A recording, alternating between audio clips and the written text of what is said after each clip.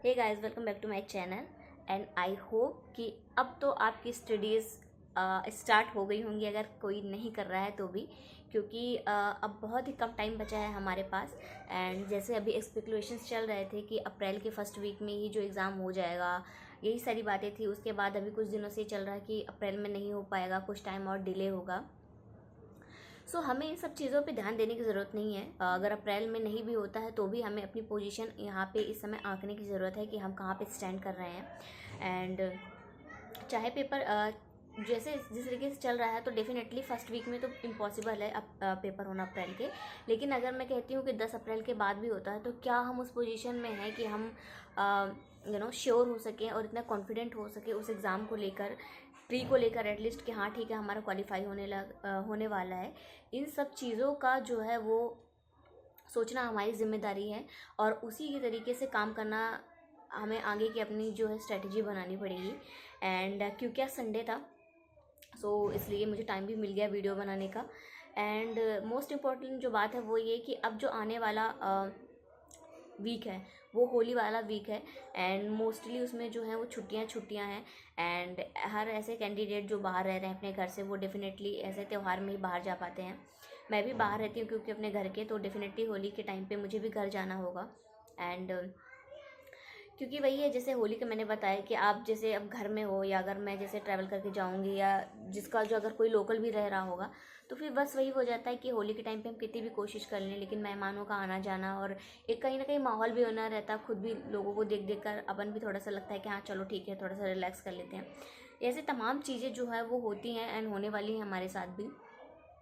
It is very important कि हम अभी से इस चीज़ के लिए बना लें कि अगर मैं इतने टाइम के लिए, अगर मैं पूरा वीक मानूँ, अगला हफ्ता जो है मंडे से स्टार्ट होकर ऑलमोस्ट, क्योंकि घर जाएगा तो कोई 1-2 दिन के लिए तो जाए नहीं, मोस्टली 4 दिन या फिर कोई कोई पूरा हफ्ता के लिए जाएगा।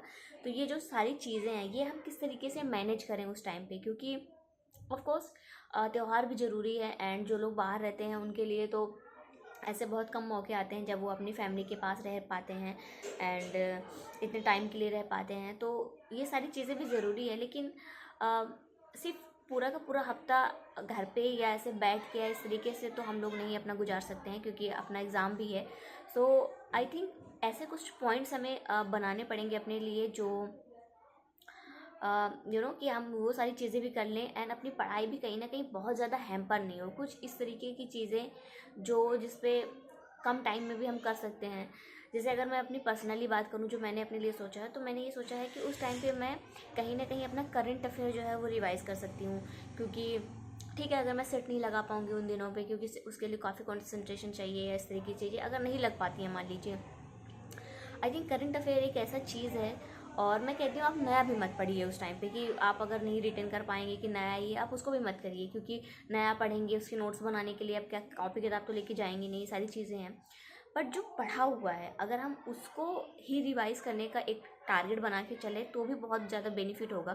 क्योंकि कहीं ना कहीं जो प्री है उसमें हमारे लिए 80 नंबर का जो है वो करंट अफेयर्स के क्वेश्चंस आने वाले हैं। तो चाहे आपके पास प्रिंटेड नोट्स हो, या आप अपने टैब पे पढ़ रहे हैं, या आपने अपनी कोई प्ले लिस्ट बनाई रखी है, नहीं भी बनाई है तो इस तरीके की कोई चीज़ कर लीजिए। एंड मैं सॉफ्ट कॉपी से ज़्यादा मैं प्रेफर करूँगी अगर आप उसका हार्ड कॉपी ले सके प्रिंट आउट, क्योंकि उसमें करंट अफेयर्स में क्या है कि 1 लाइनर क्वेश्चंस होते हैं। अगर आप बैठ गए, आपने उसको आधे घंटे में पढ़ लिया, बीच में ठीक है कुछ काम कर लिया, कोई आ गया कुछ आ गया, फिर आप कर लेंगे। तो इन चीज़ों में आई थिंक ये लीस्ट इफ़ेक्टिव चीज़ें होती हैं। जब आपका बहुत ज़्यादा ऐसे ध्यान जो है अगर इधर उधर भी हो जाता है तो आप उसको रिटेन कर पाते हैं। एंड और ज़्यादा इम्पोर्टेंट इसलिए है क्योंकि अगर आप कोई चीज़ पढ़ रहे हैं एंड बीच में बार बार आपको कोई इंटरप्ट कर रहा है, तो कहीं ना कहीं डिमोटिवेशन आने लगता है, इरिटेशन होने लगती है कि एक तो खुद को कैसे भी तैयार करो पढ़ने के लिए, फिर जब एक बार मन लगने लगे फिर इस तरीके की अगर डिस्ट्रप्शंस हो तो थोड़ा सा अच्छा नहीं लगता है। आई फाउंड कि करंट अफेयर एक ऐसी चीज़ है जहाँ पे हमें बहुत ज़्यादा एज सच अगर मैं बोलूँ कि सिर्फ रिवीजन पार्ट को लेके चलूँ तो बहुत ज़्यादा उस तरीके की चीज़ें नहीं है कि हाँ अगर मैं थोड़ा सा बीच में हूँ या घर में हूँ या होली का शोर शराबा है तो वो चीज़ें नहीं हो सकती। आई थिंक ये मोस्ट इफ़ेक्टिव तरीका होगा कि जब हम अपने जो होली की छुट्टियाँ हैं और हम घर पे भी हैं, तो किसी तरीके से बैलेंस बनाया जा सके जहाँ पे ये सारी चीज़ें त्यौहार भी बन जाए और हमारी स्टडीज़ भी बहुत ज़्यादा हैम्पर ना हो। हैम्पर तो होंगी डेफिनेटली, बट बहुत ज़्यादा हैम्पर ना हो। कुछ इस तरीके का सोल्यूशन बनाना होगा। तो ये तो रही मेरी बात कि मैं जिस तरीके से सोच रही हूँ मैनेज करने का। आपके अपने पॉइंट ऑफ व्यू हो सकते हैं। एंड आई वुड सजेस्ट कि अगर आप लोग थोड़ा सा मेरे साथ इन्वॉल्व हैं तो आप कमेंट सेक्शन में मुझे ज़रूर बताइए कि आपने कैसे प्लानिंग कर रखी है, कि आप जो है वो होली की जो छुट्टियां हैं, या मैं कहूँ कि कल से जो वीक स्टार्ट होने वाला है पूरा, आप उसको किस तरीके से देखते हैं, कैसे मैनेज कर पाएंगे, या आपकी क्या स्ट्रेटजी है इसको लेके। क्योंकि ये मेरा पॉइंट ऑफ व्यू है। आई थिंक अगर हम डिस्कशन करेंगे तो हो सकता है मुझे आपके कुछ पॉइंट्स और अच्छे निकल कर आएँ एंड अकॉर्डिंगली हम उसको चेंजेस ला सकें।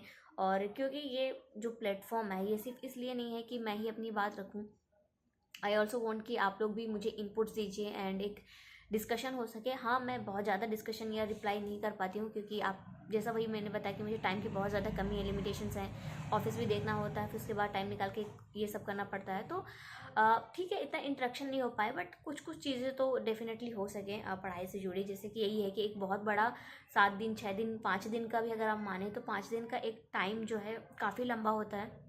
एंड उस पर भी जब हमें छुट्टियां मिली हुई हैं, हमने छुट्टियां अवेल करके हम घर जा रहे हैं, तो बहुत ज़रूरी है कि इसको अच्छे से यूटिलाइज़ किया जाए।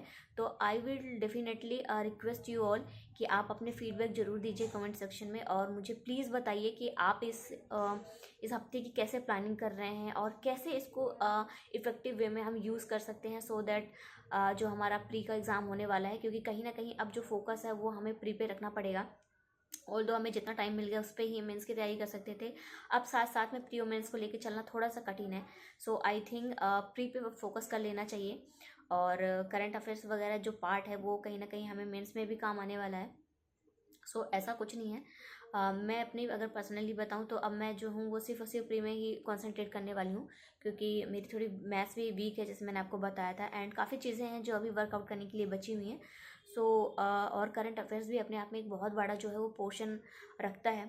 सो इन सब चीज़ों को ध्यान में रखते हुए आई डिसाइडेड कि अब से जो है वो मैं टिल माई प्री एग्जामिनेशन सिर्फ और सिर्फ उसी पे ध्यान दूंगी फेज़ 1 में, क्योंकि मैं कहती हूँ अगर पूरा अप्रैल भी एग्ज़ाम नहीं होता, अगर आप मई भी ले फर्स्ट वीक में, तो भी आपके पास गिनती से 2 महीने ही हैं, जिसमें कि आपका एक हफ्ता पूरा पूरा हॉलीडे के लिए होली में जाने वाला है।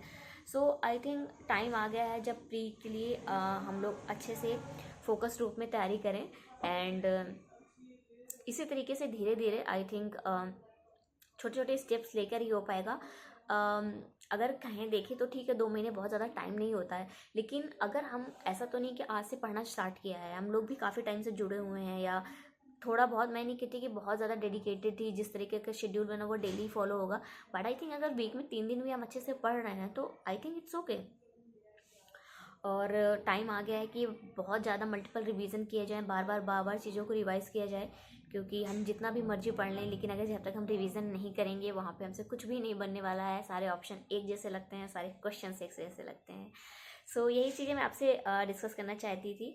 और अभी क्योंकि आज संडे था तो सुबह मैंने थोड़ा सा पढ़ लिया था, और क्योंकि सिर्फ एक ही संडे है तो वही ज़्यादा पढ़ नहीं पाई, लेकिन अभी जो है शाम में मैंने थोड़ा सा सो लिया, चाय लेकर आई, आपसे बात कर रही हूँ, और इसके बाद से जो मैं अपनी पढ़ाई स्टार्ट करूँगी, जितना भी मैं अपना इनपुट अच्छा दे सकती हूँ वो दूँगी। एंड डेफिनेटली मैं एक बार फिर से आप लोगों को बोलना चाहती हूँ कि जो हमें अगला वीक किस तरीके से मैनेज करना है वो आप ज़रूर मुझे कमेंट सेक्शन में बताइएगा। एंड मैं मिलूँगी जल्द ही आपको नेक्स्ट वीडियो में, तब तक के लिए बाय बाय, टेक केयर।